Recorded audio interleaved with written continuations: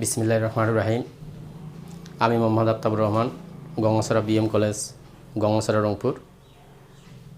প্রিয় শিক্ষার্থী, অনলাইন ক্লাসে তোমাদের স্বাগত। আজকে হিসাব বিজ্ঞান বিভাগের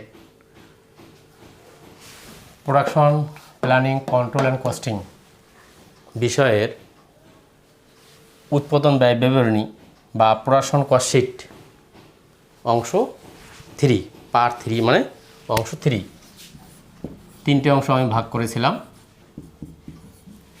প্রথম অংশ, দ্বিতীয় অংশ এর আগে ক্লাস নিয়েছি, এখন নিচ্ছি তৃতীয় অংশ। তা প্রথম অংশ দ্বিতীয় অংশ ক্লাস নেওয়ার পর দ্বিতীয় অংশের শেষে আমাদের এসেছিল উৎপাদন ব্যয়। উৎপাদন ব্যয় আউটার ক্রমে লেখা হয়েছে। এর সাথে যোগ হবে প্রারম্ভিক মজুদ মাল।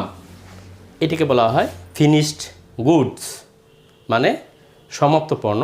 তার মানে চূড়ান্ত পণ্য। এটা চূড়ান্ত পণ্য, তার মানে যে পণ্যটা আমার শেষ হয়েছে, কাজ শেষ হয়েছে, ওই পণ্যটা আর কোনো কাজ বাকি নেই, সেই পণ্যটা প্রারম্ভিক। তার মানে বিক্রয়যোগ্য পণ্যটা, তার প্রারম্ভিকটা যোগ হবে আউটার কলমে। তার সাথে বিয়োগ যাবে সমাপনী মজুত মাল অথবা চূড়ান্ত পণ্য, যে পণ্যটা আমার সমাপ্ত হয়েছে, তার যে চূড়ান্ত পণ্যটা থাকবে, বিক্রয়যোগ্য পণ্যটা, তার হলো সমাপনী। প্রিয় শিক্ষার্থী, এটা তোমাদের মনে রাখতে হবে। তারিখ অনুযায়ী দেয়া থাকে বা থাকতে পারে। প্রারম্ভিক সমাপনী দেওয়া থাকতে পারে, তারিখ অনুযায়ী দেওয়া থাকতে পারে। এটা আউটার কলমে যোগ বিয়োগ করে আমাদের আসছে বিক্রিত পণ্যের উৎপাদন ব্যয়। দেখো এখানে তোমরা বিক্রিত পণ্যের উৎপাদন ব্যয়, এর সাথে যোগ হবে বিক্রয় বিলি উপরি খরচ। এই বিক্রয় বিলি উপরি খরচের মধ্যে যেসব দফা অন্তর্ভুক্ত হবে সেসব দফাগুলো হলো, মানে যেটা দেয়া থাকবে সেখান থেকে খুঁজে খুঁজে আমাদের বের করে নিয়ে আসতে হবে। সেই দফাগুলোর মধ্যে 1 নম্বর বিক্রয় অফিস বেতন, বিক্রয় পরিচালকের বেতন, ভ্রমণকারীর বেতন, বিজ্ঞাপন। এই বিজ্ঞাপনটাকে সংক্ষিপ্তভাবে আমরা বলি অ্যাড বা অ্যাডভার্টাইজমেন্ট। ADতে বিজ্ঞাপন বোঝানো যায়। এই বিজ্ঞাপনটা এখানে যদি থাকে প্রশ্নে তাহলে আসবে। তারপর বিক্রয় কমিশন, নগদ বাট্টা পরবর্তী হিসাব বিজ্ঞান ক্লাসে আলোচনা করব।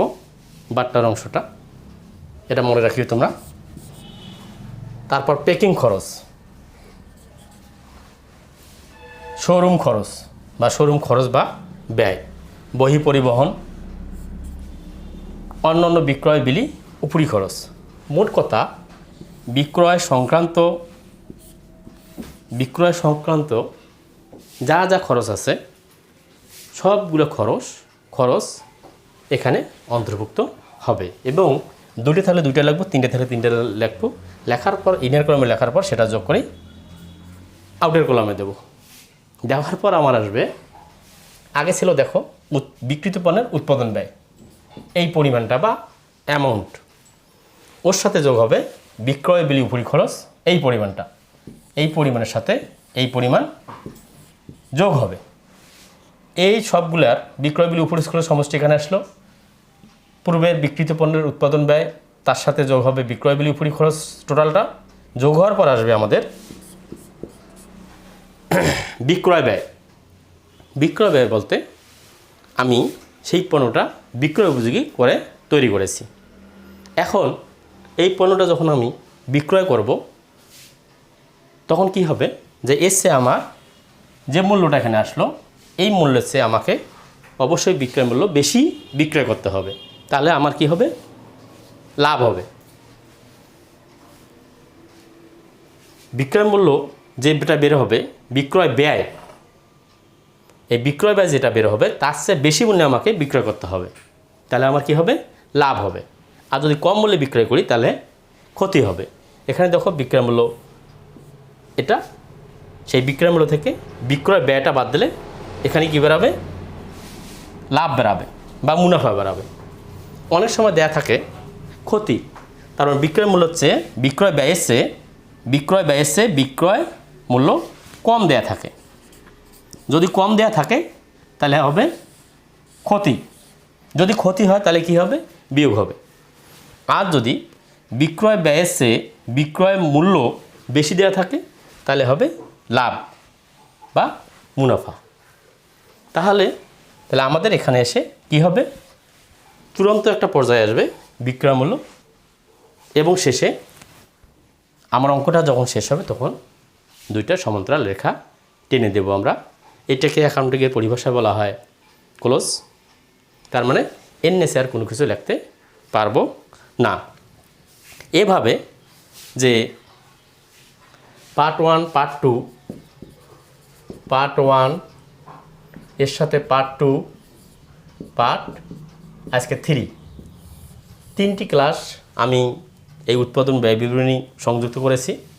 তিনটি ক্লাস তোমরা বাসায় খাতার মধ্যে একত্রিতকরণ করবা। একত্রীকরণ করার পর একটি শীট তৈরি করবা, তাহলে উৎপাদন ব্যয় বিবরণীর কোন কোন দফা অন্তর্ভুক্ত হবে সেটা তোমরা এক নজরে পেয়ে যাবা। অবশ্যই বাসায় খাতায় লিখে অনুশীলন করতে হবে, মনে রাখতে হবে, মনে রেখে মুখস্থ করা লাগবে। এখানে কয়েকটা জিনিস তোমাদের জ্ঞাতার্থে বলি আমি। যেমন প্রথমে ছিল আমাদের কারখানার উপরি খরচ, তারপরে আসছে অফিস ও প্রশাসনিক উপরি খরচ, প্রশাসনিক উপরি খরচ, তারপরে আসছে বিক্রয় বিলি উপরি খরচ, বিক্রয় ও বিলি উপরি খরচ। তাহলে এখানে তিনটা জিনিস, একটা হলো কারখানার উপরি খরচ, 2 নম্বর হলো অফিস ও প্রশাসনিক উপরি খরচ, নাম্বার 3 হলো বিক্রয় বিলি উপরি খরচ। তিনটে উপরি খরচ দেয়া আছে। এই তিনটে উপরি খরচ আমাদেরকে খুঁজে খুঁজে আলাদা করে অন্তর্ভুক্ত করতে হবে। তাহলে এই তিনটে উপরি খরচ সম্পর্কে প্রথম অংশ, দ্বিতীয় অংশ, তৃতীয় অংশ খুঁজলে তোমরা সব পেয়ে যাবা। প্রথম অংশে আছে 11টা সম্ভবত খরচ অন্তর্ভুক্ত হয় বা 12টা। দ্বিতীয় অংশে আছে 12টা, প্রথম অংশে আছে 12টা, দ্বিতীয় অংশে আছে 12টা উপরি খরচ, তৃতীয় অংশে আছে 10টা উপরি খরচ, এটা অন্তর্ভুক্ত হয়। এই সম্পূর্ণটা কভার করলে তোমাদের উৎপাদন ব্যয় বিবরণী সমাপ্ত হয়ে যাবে। এখানে আর একটা কথা বলে রাখি, সেটা হলো সবগুলো মিলে কখনো একটি অঙ্কে দেয়া থাকবে না। যে তথ্যগুলো এলোমেলো দেয়া থাকবে সেখান থেকে খুঁজে খুঁজে আমাদের একটি উৎপাদন ব্যয় বিবরণী তৈরি করতে হবে। তাহলে আমরা ইনশাল্লাহ পরবর্তী ক্লাসে বিএম 2019 সালে যে অঙ্কটা আসছিল তোমরা দেখে নিও। 2019 সালে যে অঙ্কটা আসছে সেই অঙ্কটা তোমরা একটু দেখে নিও। পরবর্তী ক্লাসে আমি 2019 সালের অঙ্কটা তোমাদের সমাধান করে বিস্তারিত আলোচনা করব। ধন্যবাদ সকলকে।